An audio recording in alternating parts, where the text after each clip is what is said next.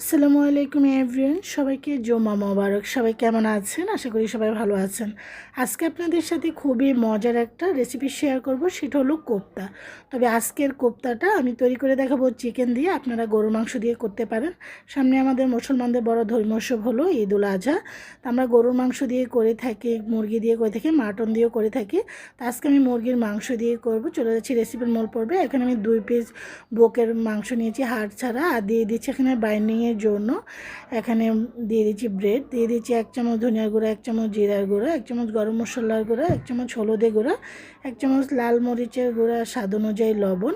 এগুলো দিয়ে এখন এটাকে প্রত্যেকটা জিনিস দিয়ে ব্লেন্ড করে নেব। তো ব্লেন্ড করে যাওয়ার পর এখানে আমি 2টো বড় সাইজের পেঁয়াজ একদম মিহি করে আর 7-8টি কাঁচামরিচ কুচি দিয়েছি। আবারও বাইন্ডিংয়ের জন্য এখানে 2 চামচ এখানে বেসন দিচ্ছি, স্বাদ অনুযায়ী লবণটা অ্যাড করে নিচ্ছি।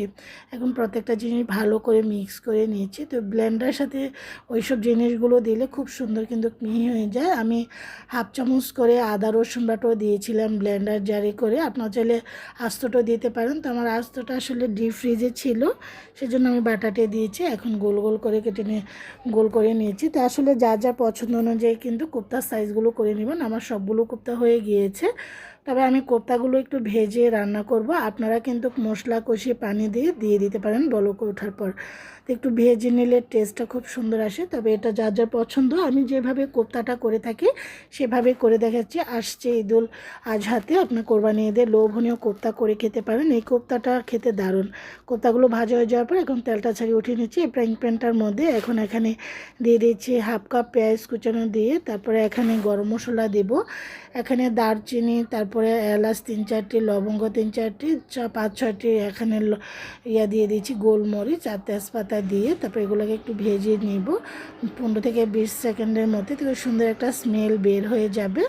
তো খুব সুন্দর একটা কালার চলে আসছে। এখানে 1 চামচ আদা রসুন বাটা, টোটাল 2 চামচ দিয়েছি। আবার 1 চামচ ধনিয়ার গুঁড়া, 1 চামচ জিরার গুঁড়া, 1 চামচ গরম মশলার গুঁড়া, 1 চামচ হলুদের গুঁড়া, 1 চামচ লাল মরিচের গুঁড়া, একটু পানি দিয়ে মিক্স করে নিচ্ছি। একটু ঝাল করে কোপ্তাটা করব। আপনারা ঝাল কম খেতে চাইলেও দিতে পারেন। এখানে দিয়ে দিচ্ছি ঘন দুধ, যেহেতু আমার টক দই করা ছিল না সেজন্য এখন পানি দিয়ে দিচ্ছি। একটু স্বাদ অনুযায়ী আবার লবণটা অ্যাড করছি, একটু চিনি দিচ্ছি। চিনিটা দিলে এটা মিষ্টি হবে না, এটা যা সুন্দর একটা টেস্ট আসবে। এখন নেড়ে চেড়ে টকবগে ফুটে আসার অপেক্ষা করছি। টকবগে ফুটে উঠেছে, এখন কোপ্তাগুলো সব দিয়ে দিয়েছি। এই কোপ্তাগুলো খেতে অনেক মজা। এটা আপনারা প্লেন ভাত, পোলাও এগুলোর সাথে অনেক মজা।